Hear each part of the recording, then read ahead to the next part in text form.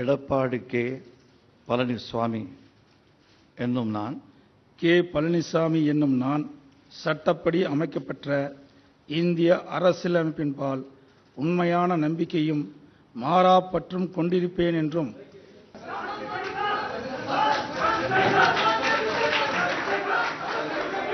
தமிழக முதல்வராக எடப்பாடி பழனிசாமி பொறுப்பேற்றிருக்கிற நிலையில தமிழக சட்டப்பேரவையில் 15 நாட்களுக்குள்ள அவர் தன்னோட பெரும்பான்மையை நிரூபிக்கணும் அப்படின்னு சொல்லி ஆளுநர் வித்யாசாகர் ராவ் உத்தரவிட்டிருக்காரு.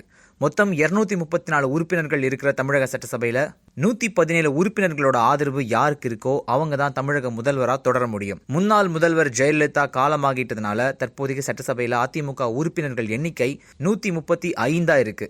மேலும் திமுகவுக்கு 89 உறுப்பினர்களும், காங்கிரசுக்கு 8 உறுப்பினர்களும், முஸ்லிம் லீக்குக்கு 1 உறுப்பினரும் இருக்காங்க. இதுல ஜெயலலிதாவோட மறைவுக்கு அப்புறமா அதிமுகவில் சசிகலாவுக்கும் பன்னீர்செல்வத்திற்கும் நடைபெற்று வர்ற பதவி போட்டியினால கட்சியில பிளவு ஏற்பட்டிருக்கு. எப்படியும் தான் முதலமைச்சர் ஆகிடணும் அப்படின்ற ஒரு தீவிரத்துல அதிமுக பொதுச் செயலாளர் சசிகலா தீவிரமா செயல்பட்டு வந்தாங்க.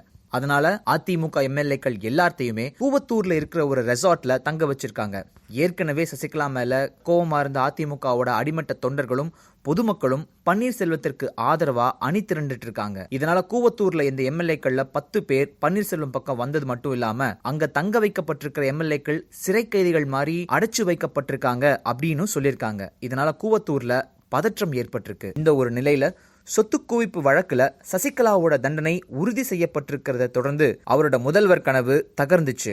அதனால எடப்பாடி பழனிசாமியை முதல்வரா அறிவிச்சது மட்டும் இல்லாம அவருக்கு அதிமுக எம்எல்ஏக்கள் எல்லாருமே ஆதரவு கொடுக்கணும் அப்படின்னு சொல்லி கட்டளையிட்டு இருக்காங்க. அவங்களும் எடப்பாடி பழனிசாமிக்கு ஆதரவா கையெழுத்து போட்டிருக்காங்க.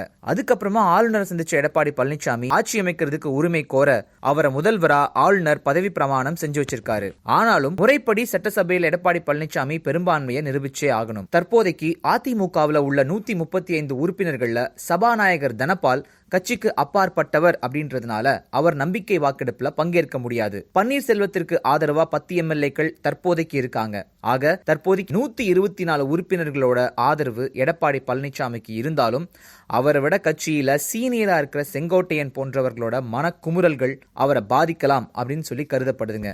அப்படி எடப்பாடி பழனிசாமிக்கு எதிராக இருக்கிற உறுப்பினர்கள் பன்னீர்செல்வம் பக்கம் இழுக்கிற ஒரு முயற்சியில அவங்களோட தரப்பு ரொம்ப தீவிரமா இறங்கியிருக்காங்க. ஒருவேளை இப்போதைக்கு தனக்கு எதிராக இருக்கிறவங்கள சரி கட்டி எடப்பாடி பழனிசாமி அவங்களோட ஆதரவை வாங்கிட்டாலும் எதிர்காலத்தில் எங்களுக்கு உரிய ஒரு மரியாதை கிடைக்கல அப்படின்னு கூறி எடப்பாடி பழனிசாமிக்கு எதிராக அவங்க செயல்படக்கூடிய ஒரு சூழ்நிலை ஏற்படலாம். அப்படி ஏற்பட்டால் மறுபடியும் 6 மாசத்துல எடப்பாடி பழனிசாமி நம்பிக்கை வாக்கெடுப்பு கோரக்கூடிய ஒரு நிலைக்கு தள்ளப்படுவாரு. ஆக மொத்தம் தற்போதைக்கு ஆளும் கட்சிக்கு போதிய பெரும்பான்மை இருந்தாலும் தமிழக சட்டசபை சரியான பிடி இல்லாம அந்தரத்துல ஆடுற ஒரு ஊஞ்சல் மாதிரி தான் அப்படின்னு சொல்லி அரசியல் விமர்சகர்கள் சொல்லியிருக்காங்க. சார், பன்னீர்செல்வம் ஒன்றும் வானத்திலே இருந்து வந்து இருக்கக்கூடிய பரிசுத்தமான மனிதர் கிடையாது.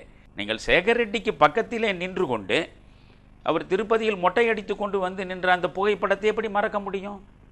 ஜெயலலிதாவும் சசிகலாவும் உடல் முழுக்க நகைகளை அணிந்து கொண்டு நிற்கக்கூடிய ஒரு நிழற்படத்தை எப்படி நம்மால் மறக்க முடியாதோ அதுபோல தான் பன்னீர்செல்வத்தையும் மறக்க முடியாது.